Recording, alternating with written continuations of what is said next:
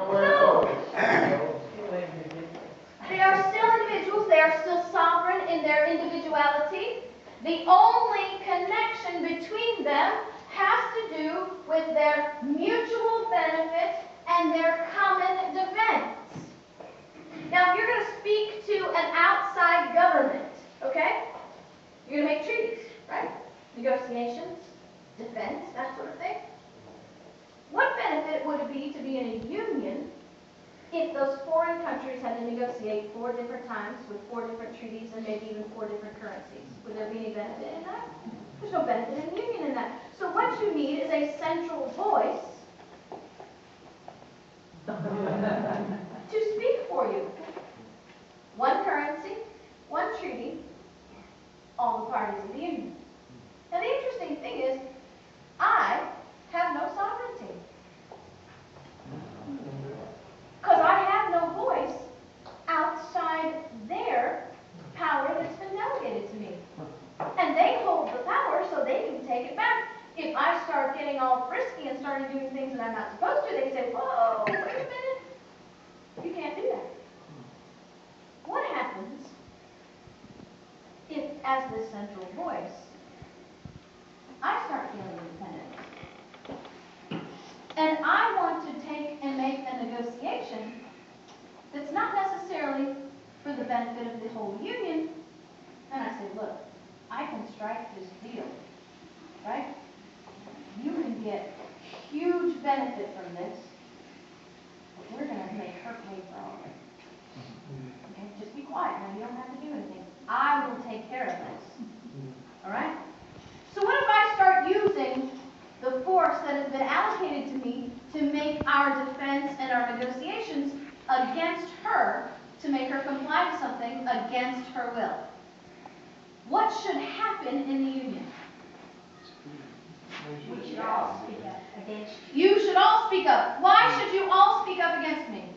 Because we all put you there. Right, but Very very good, because if I come after her and you say nothing, then you're next, right?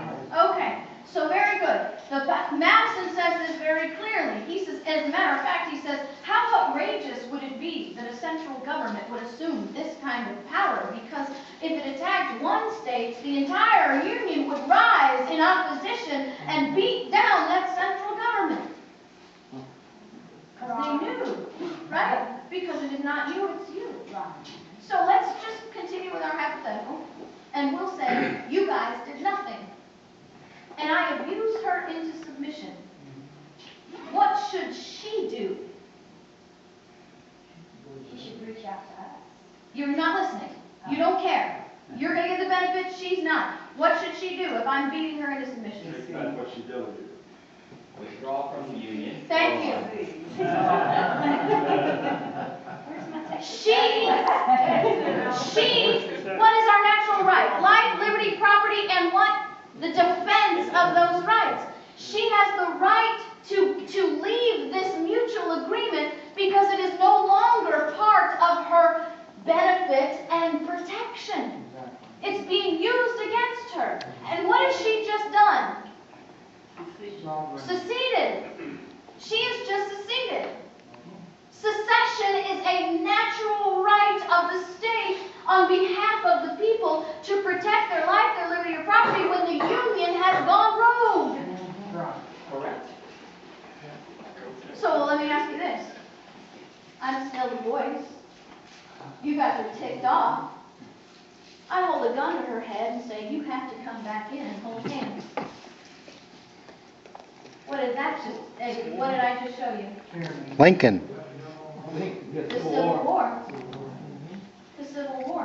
What we have to understand is this union. Let me out so I can speak. Oh, give the ladies a hand. What we have to understand was this union was always a mutual agreement. It was a contract by choice, not by force. We would never knowingly and willfully engage in a contract on a personal level where there was no out if the contract negotiations were broken. The union of our states was